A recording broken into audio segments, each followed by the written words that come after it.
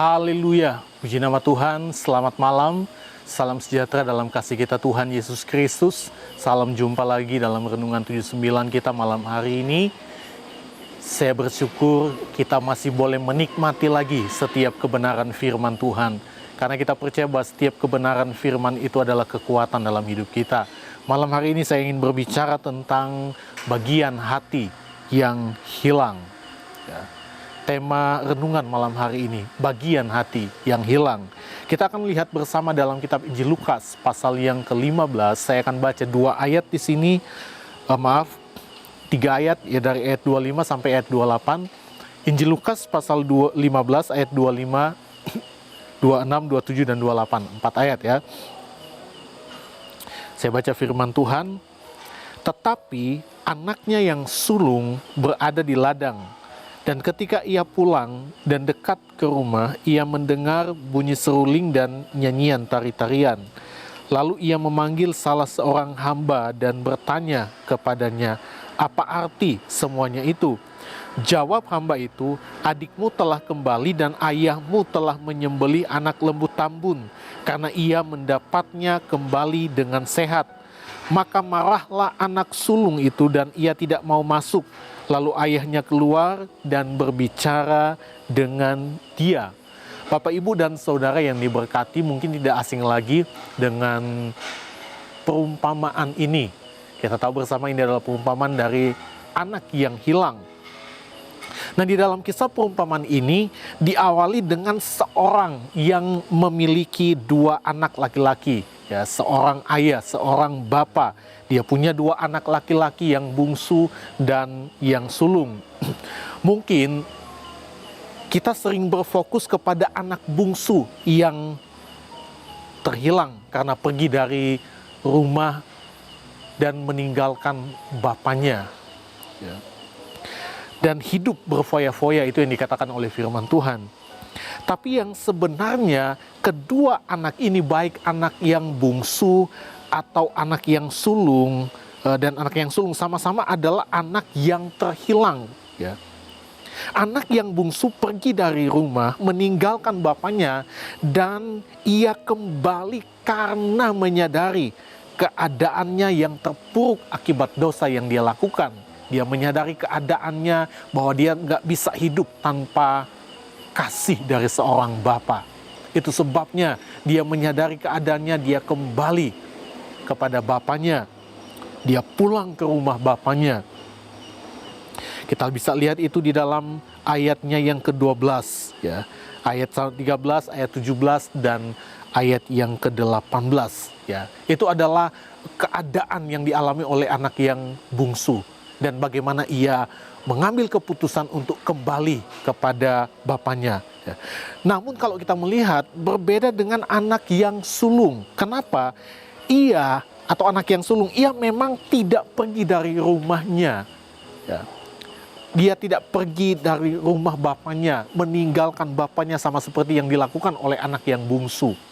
Ya. Tapi ada bagian hatinya yang hilang.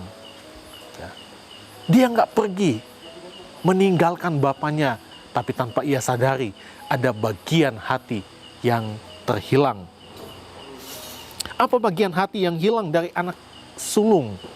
Kita lihat, mengasihi. Sekali lagi, mengasihi, kasih. Ia tidak dapat mengasihi adiknya, saudaranya.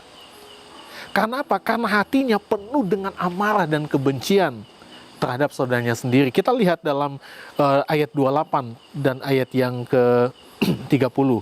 Ayat 28, 29, 30. Maka marahlah anak sulung itu dan ia tidak mau masuk. Lalu ayahnya keluar dan berbicara dengan dia.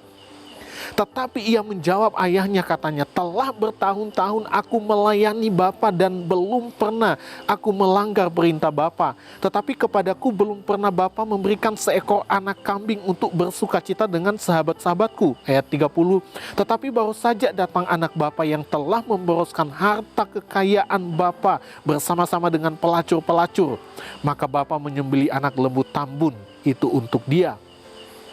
Dia benci kepada saudaranya. Ya. ada amarah, ada kebencian. Kalau kita lihat saudaranya, anak yang bungsu memang telah berdosa, meninggalkan bapaknya, meninggalkan rumah bapaknya, dengan hidup di dalam dosa persinahan.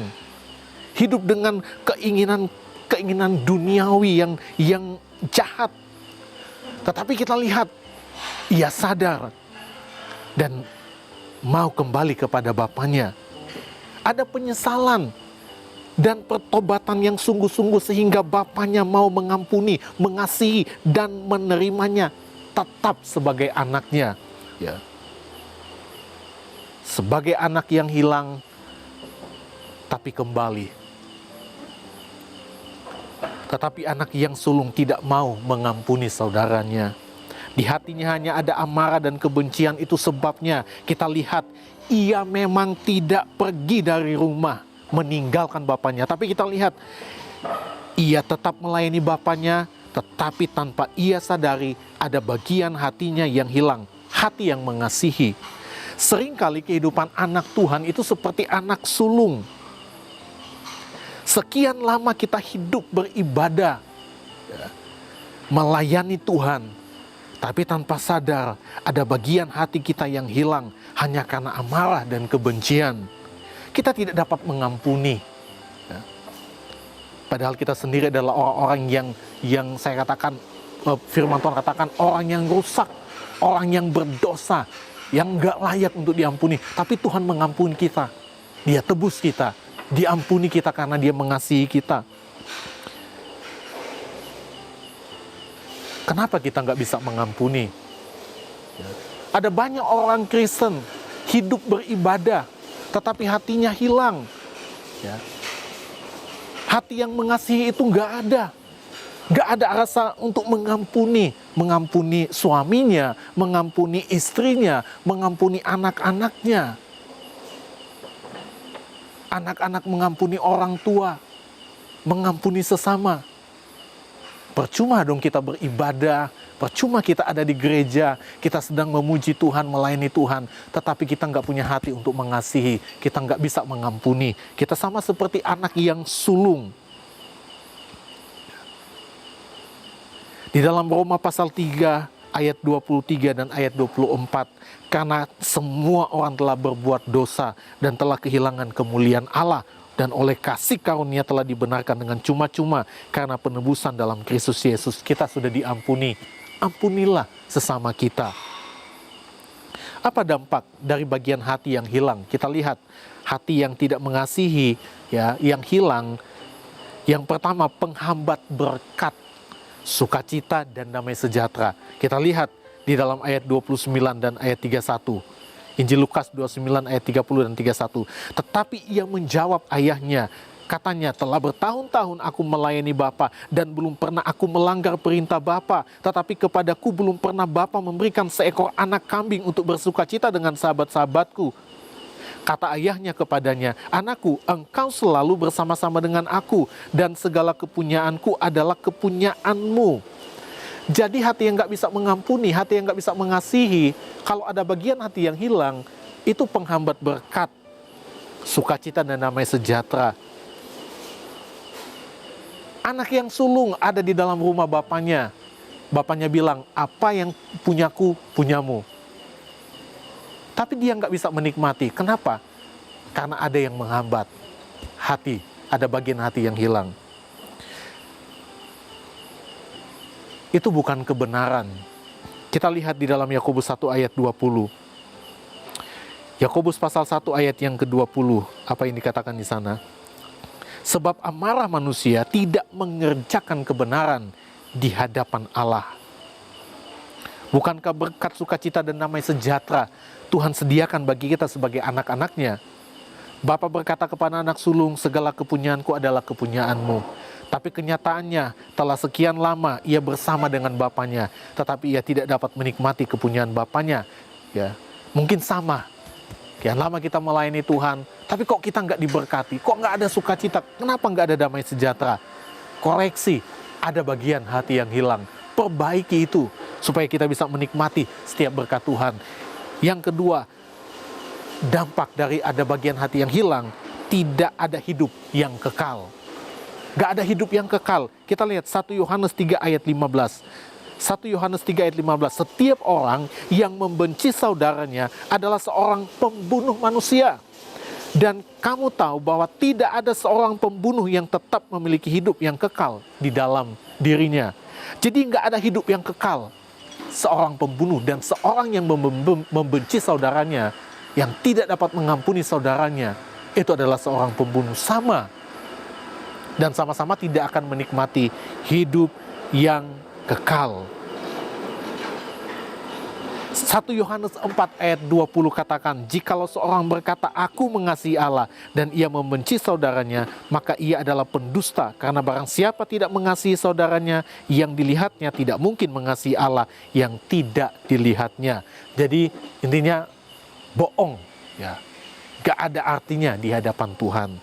Kalau kita mau menikmati berkat Tuhan, sukacita, damai sejahtera dan hidup kekal, buanglah segala amarah, kebencian, dan hiduplah dengan hati yang mau mengampuni dan mengasihi. Karena Yesus berkata dalam Injil Matius 6 ayat 14-15, karena jikalau kamu mengampuni kesalahan orang, Bapamu yang di sorga akan mengampuni kamu juga. Tetapi jikalau kamu tidak mengampuni orang, Bapamu juga tidak mau mengampuni kesalahanmu. Puji nama Tuhan. Tuhan Yesus memberkati kita semua dengan berkat, sukacita, dan damai sejahtera. Mari sama-sama kita akan berdoa. Terima kasih Bapa yang baik buat setiap kebenaran firman-Mu yang kami boleh nikmati malam hari ini. Kami percaya firman itu adalah kekuatan, memberi kami kemenangan. Firman-Mu bentuk setiap hati kami. Kalau ada bagian hati yang hilang, kami adalah pribadi-pribadi yang tidak dapat mengampuni, kami pribadi yang tidak dapat mengasihi. Kami mau Tuhan, Tuhan jamah setiap hati kami, ubahkan setiap hati kami. Kami mau memiliki hati yang seutuhnya hanya kepada Tuhan, di mana tidak ada kebencian di dalamnya untuk saudara-saudara kami. Sehingga kami boleh menikmati setiap berkat, sukacita, dan damai sejahtera yang daripada Engkau Tuhan. Ampuni setiap kami Tuhan. Terima kasih Bapa, berkati setiap jemaat Tuhan yang mendengar firman-Mu. Di dalam nama Tuhan Yesus Kristus, hamba berdoa mengucap syukur. Haleluya. Amin.